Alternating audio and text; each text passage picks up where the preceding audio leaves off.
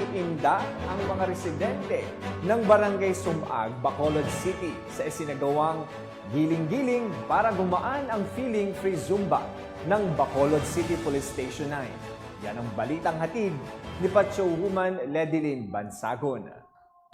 Sa pagdiriwang ng Buwan ng Kababaihan na may temang Lipunang Patas sa Bagong Pilipinas, Kakayahan ng Kababaihan Patutunayan, ang mga tauhan ng Bacolod City Police Station 9 ang naglunsad ng isang free Zumba sa St. John Nepomuceno Gymnasium, Barangay Sumag, Bacolod City nito lamang ika-15 ng Marso taong kasalukuyan. Ang aktibidad ay pinangunahan ni Police Captain Michael T. Tuburan, OIC, Bacolod City Police Station 9, na nagbigay pagbati sa mga nakilahok at pasasalamat sa mga nagsuporta sa aktibidad ng kanilang inilunsad. Nakilahok sa nasabing aktibidad ang mahigit 200 na mga kababaihan mula sa Sampaguita Lions Club Bacolod Chapter, Barangay Sumag Council, VMA Global College, Barangay Sumag Fitness Club, Hato Group, Panaad Zumba Group, Barangay Kabog Zumba Dancers, Gaisano Zumba Dancers, Waslik Zumba Group, Barangay Panokoy Zumba Group, mga representante mula sa Barangay Sumag Elementary School at Barangay Sumag National High School at iba pang residente ng nasabing lugar. Sinimula ng aktibidad sa pamimigay ng libreng bimpo at vitamins mula sa Barangay Council ng Sumag para sa lahat ng nakilahok. Sinundan ito ng isang napakasaya at nakakaindak na sayawan ng mga kababaihang mula sa iba't ibang grupo. Kasama na ang mga kapulisan ng Bacolod City Police Station 9 at mga residenteng nasasakupan nito. Nagbigay din ang mga kapulisan ng kulay lila na lobo, tanda ng kanilang pasasalamat sa mga sumuporta sa aktibidad.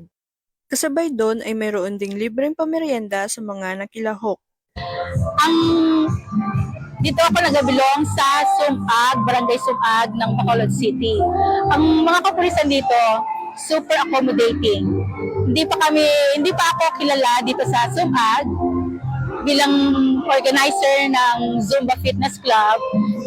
Masyado na silang support sa amon, ang PNP, under kay Michael Tuburan. Okay?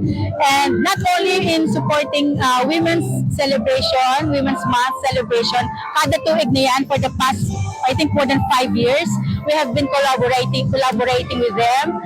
Aside from that, very visible man sila. Mahambal ko yan na very visible guys sa aming subdivision.